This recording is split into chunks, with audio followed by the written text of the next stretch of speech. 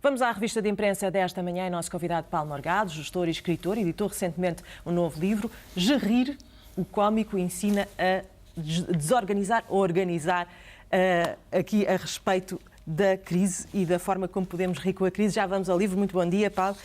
Começamos pela leitura dos jornais e porque começamos pela crise, não é? Quase incontornável qualquer jornal que se pegue. O Diário Económico. Exatamente. A crise, mas no seguinte sentido. A Capgemini costuma fazer todos os anos um inquérito sobre as grandes fortunas mundiais e a riqueza detida por os milionários a nível internacional. E pela primeira vez desde 2008, ou seja, desde que começou a crise verdadeiramente, em 2011 houve um decréscimo dessa riqueza a nível internacional. Exceto, e essa tendência apenas não se verificou no Médio Oriente. Até na Ásia-Pacífico, que no fundo estava a enriquecer, onde estavam a haver mais milionários, isso não aconteceu. Portugal perdeu cerca de 300 milionários, o que significa que, de facto, 2011 foi um momento que nós podemos considerar do agudizar de uma crise que já vinha desde 2008. E esse estudo reflete isso. Será que também explica que há milionários pouco sustentados, ou seja, com fortunas que não sabem gerir e que... Não, eu acho que é inevitável. Ou é um risco? Não, este estudo mede a riqueza que conta para este estudo é aquilo que está investido em ativos financeiros, ou seja, ativos mobilizáveis para investir. E com a queda que houve em todo, quer no imobiliário, quer nas bolsas, era inevitável que isso acontecesse. Eu acho que o ponto interessante é que pela primeira vez desde 2008, 2011 foi um ano incontornável de descida também da fortuna destes milionários. Passamos ao Jornal Público e ao desemprego. Estávamos a ouvir aqui o Ministro Álvaro Santos Pereira a falar do desemprego e desta catástrofe que é, e o Governo a dizer que tem 3 pilares para enfrentar este problema. No Público diz que é sem fim à vista. É sem dúvida um tema preocupante no nosso país, porque se não houver desemprego, enquanto houver desemprego e se não houver criação de emprego, não há sequer capacidade tributária. E eu acho que o Instituto de Emprego e Formação Profissional devia refletir sobre um papel diferente que pode ter. Eu hoje olho para o Instituto de Emprego e Formação Profissional e vejo sobretudo como uma grande máquina burocrática e não propriamente com uma cultura comercial de colocação dos desempregados no mercado. Eu sei que existem várias restrições para que isso aconteça, mas, por exemplo, se alguém do IFP fosse bater à porta da Capgemini e dizer, olha, tenho aqui 10 desempregados do setor das tecnologias de informação, nós quase que por dever de ofício poderíamos recrutar pessoas desde que elas tivessem as valências necessárias. Portanto, eu acho que temos que passar, não é só o IFP, é outros institutos que existem em Portugal, de grandes máquinas burocráticas para atividade comercial, que é aquilo que toda a gente tem que fazer. Nós não podemos sair da crise enquanto não vendermos qualquer coisa e nós também podemos ajudar a colocar estes desempregados de uma forma proativa. Há muitos talentos desempregados que vão desanimar com esta crise? Eu acho que deverá haver, quer dizer, para já nós assistimos, os mais bem formados, muitos deles têm imigrado. Depois, se nós tivermos em consideração que o emprego jovem já é superior a 35%, significa que uma grande parte das pessoas que estão a sair das nossas universidades estão a ficar desempregadas e, portanto, acho que é uma pena. Também já disse várias vezes que enquanto houver uma legislação laboral que protege de igual forma aqueles que querem trabalhar e aqueles que não querem trabalhar, porque há muita gente empregada que não quer trabalhar, não se criam oportunidades para os mais novos acederem ao mercado de trabalho. Estas mudanças no Código Laboral não vão acrescentar nada? As mudanças no Código Laboral dependem sempre da capacidade. Há sempre duas partes no direito. A parte substantiva, que é isto que foi mudado, mas se não se mudar a parte processual, ou seja, a parte quando o empregado ou quando chega a uma situação de litígio em tribunal, acho difícil mudar o atual estado de coisas em termos da flexibilização laboral. Vamos avançar então para o Jornal de Negócios, a estreia de uma empresa portuguesa, na página 22. Sim, eu acho que esta notícia é muito importante, porque a Alternext é uma espécie de... eu chamar-lhe a mini-bolsa, ou seja, nós temos a Euronext, que é a bolsa onde estão as maiores empresas e as empresas que faturam mais, e muitas médias empresas desconhecem esta alternativa de financiamento que é a Alternext. A ISA, que é uma empresa que atua na área da telemetria e da eficiência energética, descobriu que tem uma alternativa de financiamento exatamente através da entrada na Alternex.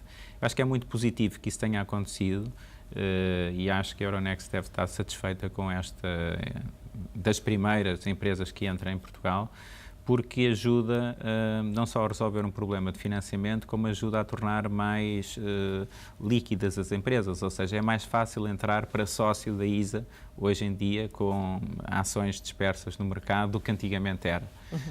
Isso permite também criar um novo ciclo, pode criar também um novo ciclo, que é ciclo de fusões de empresas que não têm escala, que tendo o seu capital em bolsa, facilitam fortemente esse processo. Avançamos para o Jornal de Notícias.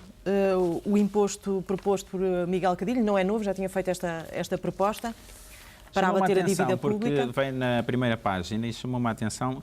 Eu acho que tem um aspecto positivo e um aspecto negativo. O aspecto positivo que eu acho que tem é que, de facto, há muita fortuna feita em Portugal ao longo dos últimos anos que foi criada sem se ter taxado devidamente, designadamente, as mais-valias que se fizeram em imobiliário e algumas mais-valias financeiras. Eu sempre disse que não tinham sido taxadas convenientemente. Eu acho que a taxa de imposto deve ser sempre proporcional ao esforço, inversamente proporcional ao esforço que a pessoa teve para obter os rendimentos. Eu acho que os rendimentos do trabalho têm sido muito taxados e houve mais-valias que foram criadas quando o dinheiro era fácil, designadamente, como eu disse, no setor imobiliário, que não foram muito taxadas. Mas assim, para isso também não é preciso criar um novo imposto, não é? Não podemos ir ao passado e fazer aquilo que não fizemos até hoje, e daí o aspecto positivo que é, há muita riqueza que hoje existe, que foi criada com mais facilidade do que a riqueza de quem trabalha e que normalmente é mais taxada. Esse é o aspecto que eu diria positivo destas medidas que o Dr. Cadilho põe em cima da mesa, e que são sempre medidas disruptivas e sujeitas a algum burburinho à volta delas. Acho que tem um aspecto negativo que é continuar a julgar que nós vamos sair da crise em que nos encontramos sempre através de mais impostos. Eu acho que enquanto não houver uma reforma profunda da administração pública, e aquilo que está a haver, eu penso que é mais adiamento de despesa do que redução estrutural de custos na administração pública. Já houve alguma, a verdade seja dita, mas não o suficiente para facilitar ou diminuir a carga fiscal dos portugueses. Portanto, eu poderia estar de acordo com este imposto se visse que há, de facto, uma redução da despesa da administração pública, coisa que eu ainda não vi. Porque as pessoas, perante este imposto, dirão que estamos a abater na dívida pública, mas nada nos garante que ela não será aumentada. Exatamente, outra vez, designadamente por má gestão dos dinheiros públicos, que tem havido bastante ao longo dos últimos anos. E acha que as pessoas não acreditam que esse comportamento, essa atitude vai ser alterada com a travessia desta crise? Tem estado a ser feito alguma coisa, mas sempre do lado daquilo onde existe mais poder discricionário para fazer. Falta reestruturar verdadeiramente o funcionamento do Estado, que é uma coisa que eu acho que demora mais tempo a fazer, mas requer medidas mais mas ainda nem começou criativas. Eu acho que começou, mas é muito embrionário face àquilo que nós temos que ter para conseguirmos sustentar um país sem dívida. Não é sem dívida, porque o país nunca pode deixar de ter dívida, mas não uma dívida que seja asfixiante. Vamos ao aniversário de Paul McCartney, 70 anos. Acho que não podia deixar de realçar esta notícia, não só porque os Beatles marcaram uma época e um estilo de fazer música diferente, mas sobretudo o Paul McCartney, que aos 70 anos continua bastante ativo. E eu conheço algumas pessoas de 35 que já se julgam reformadas. Portanto, eu acho que é um bom exemplo de longevidade no trabalho e também um bom exemplo de humildade, porque ele vai comemorar estes 70 anos, segundo diz o público em família. Portanto, acho que é interessante ver como é que alguém que é um dos milionários que pertence ao tal estudo da Capgemini, ainda assim é muito comedido na forma como comemora aos 70 anos. E talvez por causa disso continue milionário. Exatamente. E também continua na vida ativa porque tem talento, coisa que poucos se podem gabar. Vamos ao livro Gerir. Como é que é possível juntar o humor, a gestão e fazer assim uma análise? Eu acho que é possível, porque normalmente tem-se uma perspectiva dos humoristas que as coisas são bastante caóticas e que são ali arranjadas em cima do joelho, umas piadas, e que aquilo só depende da inspiração momentânea ou de uma inspiração que se teve. E não é. Aquilo que eu pretendi demonstrar neste livro é que os gestores têm a aprender com o profissionalismo dos humoristas. Quis criar este contraste, ou seja, quis ir buscar uma profissão que normalmente se associa a uma maior intuição, improviso, criatividade que vem quando vem, que é isso que as pessoas pensam, para demonstrar aos gestores que eu acho que a atividade de gestão, eu acho que a atividade dos gestores tem sido um bocadinho depreciada ao longo destes últimos anos, porque se tem chamado gestor a quem está à frente de empresas ou organizações, e isso nem sempre é verdade. Quem está à frente de empresas ou organizações é um mandante, é alguém que manda, não é propriamente alguém que gera recursos escassos e, através desses recursos escassos, maximiza resultados. Não foi isso que houve nos últimos anos, não houve recursos escassos, havia dinheiro que nunca mais acabava. E, portanto, a profissão do gestor foi um bocadinho maltratada. E eu faço este livro exatamente para chamar a atenção, primeiro, que existe uma profissão de gestor. Existe até um curso de gestão. Ela não é muito visível porque o gestor está na mesma ordem dos economistas. É a ordem dos economistas onde os gestores estão. E muitas vezes confunde-se a gestão com a economia. E são duas realidades bastante diferentes.